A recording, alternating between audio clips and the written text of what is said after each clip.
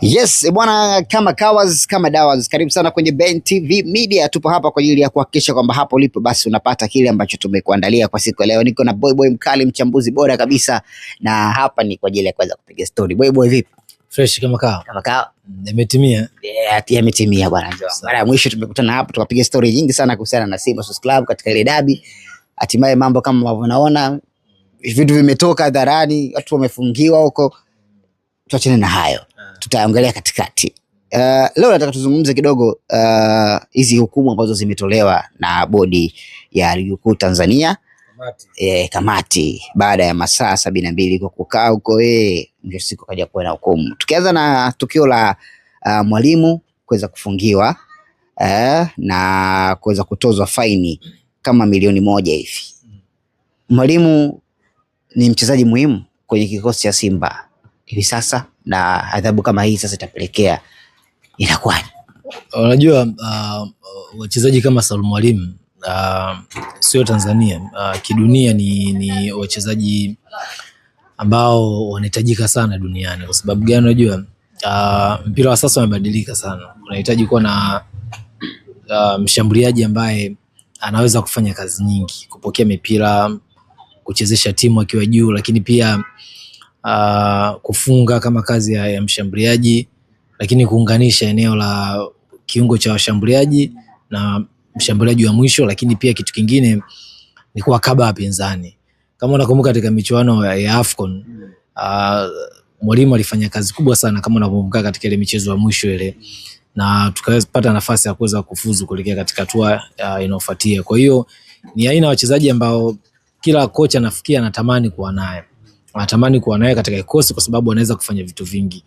Hata katika mechi ya dabi, I think alikuwa anafanya ngome Yanga kupata shida, na tunajua katika ligi yetu hapa Tanzania bara timu yenye ukuta mgumu na wenye wachezaji bora ni Coast ya Young Africans. Kwa kama Young Africans wanapata tabu dhidi yako, maana yake hiyo ni mchezaji mwenye daraja la juu. Kwa wachezaji wa hapa Tanzania nafikiri kwa sababu yeye ana muda mchache kwenye ligi yetu ndio maana anachukuliwa poa, lakini kama angecheza muda mrefu nafikiri leo tungekuwa tunazungumzia kwenye ile daraja la kina Clement Mzize ambalo wako kwa wachezaji wa ndani, nazungumzia kwenye daraja pia kama la kina Prince Mpumelelo Dube, kwa sababu Dube ana namba kubwa ya mechi ambayo amewahi kucheza. Kwa hiyo Selemani Mwalimu yupo kwenye daraja hilo, daraja A la wachezaji bora katika ligi yetu Tanzania. Kwa hiyo uwepo wake ndani ya klabu ya Simba nafikiri kwa muda mchache umeonekana, na hatuwezi kumpima kwa sababu watu wengi wanampima ambapo yuko ndani ya klabu ya Simba. Mwalimu amecheza kwenye ligi yetu Tanzania hapa na ameshaye kufunga zaidi ya mabao 10 kwenye msimu, na akaondoka akaenda kujiunga na kikosi cha Wydad Athletic Club, na hapa yupo kwa mkopo. Kwa hiyo sio mchezaji wa kawaida, ni mchezaji wa daraja la juu, na kwenye AFCON kwenye michezo migumu alishawahi kuonyesha hicho. Kwa hiyo kwa klabu ya Simba nafikiri kama watakosekana kwa michezo michache, ni mchezaji muhimu sana kwenye kikosi chao. Wakati kukosekana ufani inakuja kwa Mwalimu, sio naye hati. Nimesikia taarifa bwana kwamba viongozi tayari washamwambia bwana, hebu njoo tuzungumze kidogo kwamba watu wake sawa kutokana na utovu wa nidhamu ambao alionyesha. Lakini hivi sasa ukiangalia kwenye klabu ya Simba Sports Club baada ya Mwalimu kusimama, kutakuwa na changamoto yote. Vipi Soa, urejeo wake pengine akirejea au anahitajika kwa kipindi hiki? Unajua Soa ni mchezaji wa kawaida sana. Boy. Mimi nakwambia kweli ni mchezaji wa kawaida sana. Ila tu ni kwamba wachezaji wa kigeni katika ligi yetu ya Tanzania wanapewa nafasi kubwa ya kuaminika. Unajua ili mtu afanye vizuri lazima aminike. Mchezaji akicheza kwenye pressure nafikiri inamuia ugumu sana kuweza kuperform vizuri. Ni mchezaji wa kawaida Soa. Kwa mfano Soa kwenye ligi yetu kacheza Singida, si ndio? Hebu tupige picha kwamba Soa yuko zake Mtibwa sasa hivi ambapo wanacheza kina Kasim Shaibu Mayele huko. Soa angekuwa yuko zake TRA, ama Soa angekuwa zake katika kikosi cha Tanzania Prison, leo angekuwa anazungumzwa hivyo anavyozungumzwa, kwa sababu daraja la kina Soa amewacha wapi kina Mbangula Samson? Hajaacha mbali. Sema tu ni kwamba yeye amecheza katika klabu ambazo zenye promotion, na huko toka likotoka alishakutanaga na Yanga, kwa sababu value yake ilipanda sana kwenye ligi yetu Tanzania baada ya kukutana na Yanga na akacheza vizuri na nini hivyo, ndio ikaweza kumpa nafasi hiyo. Lakini je, kwani wachezaji wangapi washa kucheza na Simba na Yanga na akaperform vizuri? Samson Mbangula Morogoro kama unamkumbuka, sasa kuperform vizuri kwenye michezo ya Simba na Yanga, lakini je huko kwingine ameonekana kwa kawaida. So hiyo ni kama swana, kwa sababu wenzetu wa magharibi kidogo wana usimamizi mzuri, basi wanamfanya mchezaji anakuwa mkubwa zaidi kwa kuweza kumtengenezea profile ya kutosha, kama akina Ekwa wakina kuna mshambaji alikujaga Yanga hapa msimu uliopita ameondoka sasa hivi, Mkongomani kutoka Afrika Kusini, kina Boyeli, wachezaji wa kawaida, lakini kwa sababu wapo katika timu ambazo zenye promotion wanaonekana kuwa ni wachezaji wakubwa. Kwa hiyo mimi sioni kama Simba wana haja ya kwanza kupambana kumrejesha show mchezaji ambaye anaonekana tayari nidhamu yake iko chini, uwezo wake pia uko chini. Sasa amecheza Simba, amepata nafasi ya kucheza michezo mingi, tena akianza kama striker wa kwanza.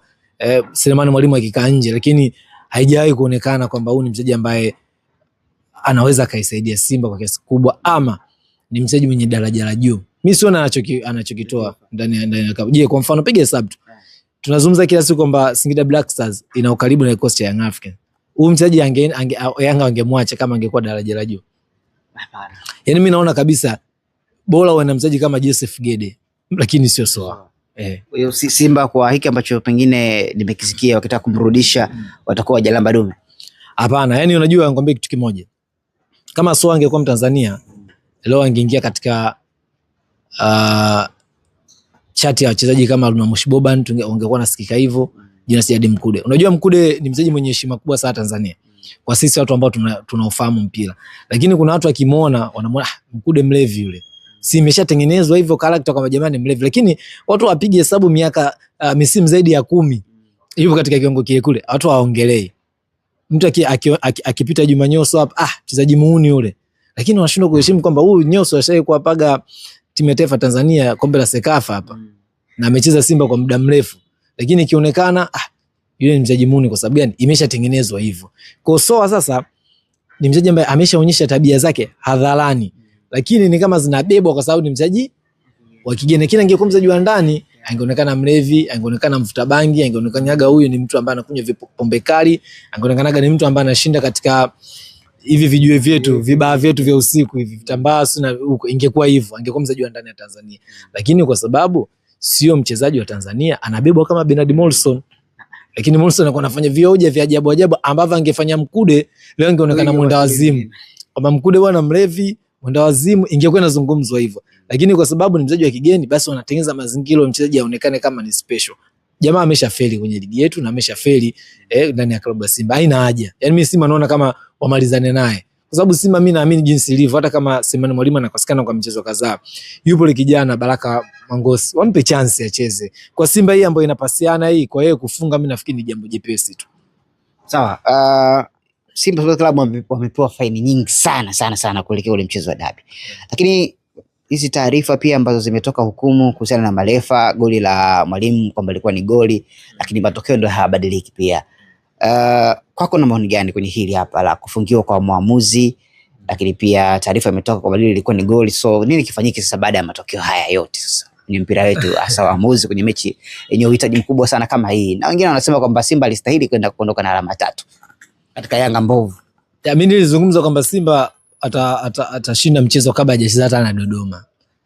Niliona hiyo. Lakini sasa kwa bahati mbaya, kwa matukio ambayo yametokea, tuzungumze tu hilo. Kuna tukio pia la Prince Dube offside yake, lakini yeye hakuendelea kwa sababu filimbi ilikuwa imeshapulizwa ya kwamba Taala yupo katika nafasi ya kuotea.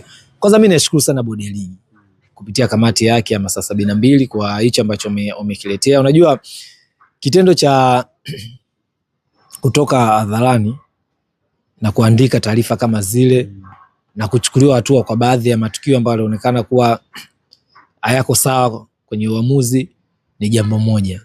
Unajua kama vitu vingekuwa vinafanywa kimya kimya, leo watu wangekuwa hawana imani na bodi ya ligi, hawana imani na shirikisho la soka nchini Tanzania TFF. Kwa hiyo kitendo kama hichi cha kuzungumza, kutoka hadharani, kutoa taarifa na watu marefa kufungiwa na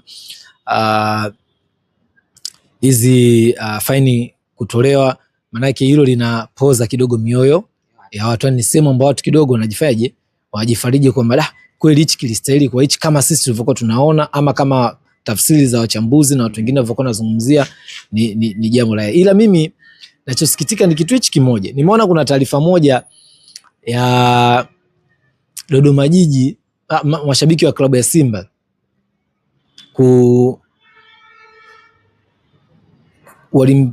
ilikuwa ni uwanja wa Jamhuri Dodoma. Ile chupa ambazo Edgar William alikuwa anarushiwa chupa na si na mawe na vitu gani vingine. Sasa nashangaa kwa nini anatozwa fine Simba kama club. Si mashabiki zake. Sasa mashabiki wa klabu ya Simba hawapigiwi simu na Simba kwamba njoeni uwanjani. Ama hawatolei pesa na klabu kwamba nyie njoeni uwanjani. Wale ni mashabiki ambao wanatoka zao nyumbani wanaenda kuangalia mechi. Pale kuna mashabiki aina nyingi. Kuna mtu ambaye anapenda makutano. Umeelewa? Ujaye kuendaga baa, kuna mtu anywi pombe lakini anapenda tu ile vibe la baa pale. Anakuja naye. Kwa naye pia anajumuisha kama ni mtu ambaye anapenda vibe. Kwa mtu anapenda makutano, kwa yuko pale. Kuna mtu pale ni mshabiki wa timu nyingine lakini ameenda kutazama mechi gani? Ya Dodoma na klabu ya Simba, si ndio? Kuna mshabiki wa Simba Sport Club na kuna mshabiki wa Dodoma. Kwa je, unatafsiri vipi kama wote ni mashabiki wa klabu ya Simba au wanachama wa klabu ya Simba? Kwa sababu moja kwa moja kama Simba inaenda kutozwa fine kwa kosa lile, maana yake ni kwamba umewajumuisha kama wote ni wanachama wa Simba ambao wana kadi. Lakini mimi naona suluhu ya kupunguza haya matukio, fungia mashabiki wasije uwanjani. Fungia mashabiki wasije uwanjani. Timu zao hizi. Ndio nasema mashabiki wasipokuwa wanakuja uwanjani kwenye michezo kadhaa, si ndio? Wanakuwa tayari wao wenyewe kukosa burudani ya kuweza kutazama kitu fulani inawauma. Kwa hiyo wao ndio wataanza kutengeneza ulinzi wa kwanza. Yaani leo kusema bwana mechi za ugenini za Simba, mechi 3 au 4, mashabiki hawatoruhusiwa.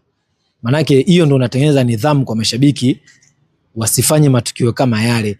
Unavyoitoza fine Simba, maana yake Simba ametoza fine kwa mechi dhidi ya Dodoma ya ugenini, si ndio, ambayo imechezwa Dodoma. Sio kama anabagua wakazi wa Dodoma ama mashabiki wa klabu ya Simba. Lakini je, wale wamehusika vipi katika kuingia mfukoni kutoa ile fine? Hawahusiki. Na tunajua mfumo wetu wa uendeshaji wa vilabu vyetu bado havijaunga kwenye zile hisa za mashabiki ama wanachama ndani ya klabu. Kwa hiyo hapa klabu zinaonewa. Sasa klabu ya Simba inaenda kuonewa. Mashabiki, siku na mechi za ligi zinakuja za ugenini, fungia mashabiki mechi 3 kwa sababu ya kitu fulani na kitu fulani. Si tumeona hapa Yanga amesha kucheza mechi ugenini huko timu fulani haina mashabiki. Kwa sababu gani? Mashabiki walifanya matukio. Je, ilitozwa fine club? Mashabiki ndio wamepigwa pini? Hamna. Kwa pale kidogo nidhamu inafanyaje? Inakuwepo. Lakini ukiniambia mimi kila siku klabu zinatozwa fine, klabu inahusika vipi na matukio? Kwani alinyanyuka Matola au kocha Steve Baker pale ama mwenyekiti Mangungu au tajiri Mo kwamba jamani, haya huyu Edgar Williams anauchukua muda, rusheni mawe, pigeni machupa? Hakuna alifanya. Tena wao wachezaji ndio walienda kuwapoza. Nafikiri alikuwa Shomari Kapombe, I think na Loemba, walienda kuwapoza mashabiki, acheni tuendelee kucheza mpira. Kwa mimi ninachotaka ukiona kwa bodi ya ligi tuweze kuona mabadiliko yakiendelea kufanyika. Mashabiki wamefanya fujo, mashabiki ndio wafungiwe. Piga chini mashabiki. Bwana, tukimaliza na swali la mwisho. Taarifa kwa umma ilitoa Simba Sports Club leo asubuhi kabisa kuhusiana na jezi feki. Watu wakauliza kama Simba wenyewe itoa wananunua jezi feki na yule mchukua tenda Jeruti anufaiki na mauzo ya jezi, na wanataka iriza itue katika klabu yao. Kweli kwa mwenendo huu na taarifa hizi kwa umma kuhusiana na manunuzi ya jezi feki, tutaweza kuiona kweli iriza ikitua katika klabu ya Simba Sports Club kweli kama kipaumbele moja ya kipaumbele pia cha mdhamini wa jezi ahadi yake? Unajua swala la vifaa vya michezo vya Simba ama vifaa vya michezo kwa ndani yetu wa Tanzania tu vinatolewa ambavyo ni feki. Unaweza kujiuliza inakuwaje? Kwa sababu unajua leo siwezi kutoka mimi nyumbani nikana kiwanda changu cha ujanja nikachapisha zile jezi. Ni ngumu sana. Yaani hicho kitu ni kigumu. Kwa sababu cha kwanza lazima tu itafahamika fulani ndo anachapisha jezi zile. Maana yake ni kwamba hawa ni watu ambao wako ndani ya klabu na wanajua wanachokifanya. Wako ndani ya klabu. Kuna material mengi sana ambayo klabu ndio inajua na baadhi ya viongozi ndio wanajua kwamba vitu vinapatikana wapi na tutafanya nini na soko lake liko wapi. Leo Beni huwezi ukatoka leo ukachapisha jezi ya Simba ukazipeka Kariakoo wewe, au ukaziingiza kwa wale mawakala ambao wanauza, unaingizaje? Kwa sababu hizo jezi fake unazungumzia sio kwamba zimefichwa Tandale, zipo madukani, tena kwenye maduka makubwa. Mimi nikiona tu najua hizi kampuni, kwa mfano ya Diadola. Kampuni ya Diadola inaga mikono mipana kama vile. Hata siku moja tunajua kampuni ya Diadola ni kampuni kubwa duniani. Style yake ya jezi, kuna kampuni ya Diadola, kuna Kappa, mfumo wao wa jezi unakoga jezi zao zina bana, zina skin. Sasa unaona kabisa hii jezi wamevaa mashabiki wengi kabisa. Sasa hii ni jezi ya Simba kweli? Ni kampuni ya Diadola kweli? Iko vile? Mimi nimeanza kujiuliza hivyo vitu muda mrefu, kwa sababu ukitazama jezi anovaa mchezaji na jezi ambayo unakuta amevaa mashabiki wengi ni vitu vili tofauti. Hazifanani ubora, hazifanani muundo wenyewe, style yenyewe hazifanani. Kwani mara nyingi huwa ni tofauti wanavaa wachezaji na zinazouzwa madukani? Utofauti wake tu ni kwamba hii ni jezi special kwa kuvaa uwanjani na hii ni jezi special mashabiki. Umeelewa? Lakini utofauti wa muundo, si ndio? Ule ubunifu ambao umeweka huwezi kuwa tofauti. Ndio maana wewe leo huwezi kuvaa quality ya kwanza ambao wanavaa wachezaji wa Manchester United, kuna huo tofauti. Lakini inafanana kabisa, muonekano inafanana, hii na ile inafanana. Ambao wako Tanzania kwa wamenunua labda kwa 45, achana hizo na laki na kitu, inafanania kabisa. Yaani ubora wake ni ukija kushika unaona kabisa kuna utofauti, kwa sababu ni jezi ya kuchezea. Kwa hiyo muda mwingine inatakiwa ina material fulani kama plastiki ambayo yanachuja jasho kwa haraka na hivyo vitu vingi. Lakini aina yake kile kitu inafanana. Lakini ukitazama jezi ya Simba unaiona kabisa hii ni kanjanja. Yaani sio kwamba hizo ambazo zimefichwa, hizi ambazo wanazovaa mashabiki. Wewe unapi Diadola na mkono mpana kama t-shirt. Na mtu kavaa mbavu hapo, mashabiki wa Simba ukiona mbavu kabisa. Unasema labda mkono wangu mimi ndio ubani. Haya, wale mbavu kabisa, lakini ukuta jezi bado inaning'inia. Kwa hiyo ni swala ambalo mimi nafikiri lipo ndani ya club, sio eti watu kutoka nje tilo mtu akurupuke sio mtu gani na kiduka chake akaziweka pale jezi. Hapana, kwa sababu hizo jezi zinapatikana kwenye wale mawakala wakubwa ambao wanasambaza jezi, ambao wanapokea jezi mikoani wapi, ukienda town unawakuta hizo jezi. Mimi naamini kabisa unaweza kwenda pale Kariakoo kwenye duka kubwa ukaenda ukakuta linalofahamika ukakuta jezi ile ya Simba, ni tatizo. Sasa hapo najiuliza inakuwaje? Kwa hivyo ni vitu vya ndani mule nafikiri kuna matatizo mengi. Kwa mfano kipindi cha nyuma wakati Yanga hapo na ule mzabuni wao zamani ule ile ambaye ameondoka, kwa tezaga jezi kali sana yule jamaa. Zamani ukiiona jezi ya Yanga fake unaijua ile fake kabisa, unaiona ile ni fake. Hata wewe mtu unasema hii jezi ni fake na hata bei itakuwa tofauti. Utakuta jezi ya Yanga hapa inauzwa 35, hii inaweza kuuzwa 15. Kwa hiyo hata mshabiki ndio maana ukuta jezi za Yanga zilikuwa haziuziki zile jezi fake, sababu mtu anatambua. Sisi zimeshuka madukani mpaka 10,000 eti jezi. Sasa jezi ambazo mara ya kwanza zinazinduliwa 45 50, lakini sasa hivi kwenye hili tunafeli wapi Simba na Yanga? Kwa sababu ni vilabu ambavyo uzinduzi wa jezi wakizindua bei zinakuwa juu, baada ya muda kadhaa tu bei unanunua kwa kiwango cha chini kabisa. Zile ambazo zimenunuliwa 50. Sasa kwa mfano ukizungumzia hilo Beni, kuna unajua sisi hawa wadhabuni wetu ambao wanachukua hizi tenda hawana viwanda. Hilo ndio swala la kwanza. Hawana viwanda. Wengi anaweza akachola mchoro wa jezi, lakini anaenda kuchapishia wapi? China, ndio zinakuja hapa. Kwa hiyo mtu kama wewe pia ambaye ni mjanja wa China unaweza kuchapisha jezi kama ile, kwa sababu China viwanda hivyo wanavyochapisha ni viwanda vidogo, sio viwanda vikubwa kusema hivyo. Na hapa ni viwanda vya kawaida ambavyo hata wewe leo unaweza kwenda kutengeneza t-shirt zako na nini zikafanania vile. Kwa hiyo wajanja nao pia wana uwezo wa kwenda kufanya ya kuchapisha majezi kwenye maeneo. Lakini pia kitu kingine, muda mwingine unakuta promotion ya jezi imeshuka. Kwa hiyo club sasa ina mzigo mkubwa ndani. Inatokea kufanya nini? Inaamua tu ule mzigo kufaje? Kutoa. Sasa maana yake ni kwamba kama jezi ilikuwa inauzwa 45 35, leo unauza kwa 10,000, maana yake ni hasara. Naelewa. Sasa club zetu mimi naamini zina mtaji mkubwa. Yaani kwa nini washindwa kudili na Nike, Adidas, Puma, yale makampuni makubwa ambayo yanafanya? Hata hawa Simba wadili na Diadola direct, sio kupitia mtu. Wadili nao direct Diadola. Bwana sikiza, sisi followers wetu ni hawa hapa. Mechi zetu ni hizi. Tuna mashabiki na kila pande ya Tanzania. Sio nataka nyie muingie ubia kwenye kusambaza na kutengeneza, nyie mdili nao. Unavyofikiri Adidas wala Manchester United, Manchester ndo wasambaza jezi? Adidas wenyewe ndo wanadili na hicho kila kitu. Kwa akishadili na jezi yetu sisi, quality yake ni hii, jezi yake itauzwa 500,000 kwa pesa ya Tanzania, ni hivyo hivyo. Utazunguka utafanyaje, na kila siku zinazozidi kwenda ile jezi ya zamani thamani yake inazidi kupanda kwa sababu ni jezi bora. Sasa sisi kwa jezi zetu za kikanjanja kanjanja ndio mtu anaona kabisa hii quality yake kesho kutwa imekufa, kwa lazima auze 10,000. Kwa hizi club zipofikia zidili, mbona hao Mamelodi watengenezwa jezi original na watu huko? Na ndio maana leo unaweza kuchukua jezi ya Mamelodi ambayo ya 2016 ambayo ilitoa ubingwa, ni kali na pesa yake ni ndefu kuipata kutokana na nini? Historia yake jinsi. Sisi hapa ukichukua za misimu mitatu nyuma unazipata bei rahisi. Kuna muda zinaitwa jezi za mashabiki. Itakuwa ni jezi za mashabiki sasa hivi zinauzwa 5,000. Bwana tumalize na ile hapa bwana.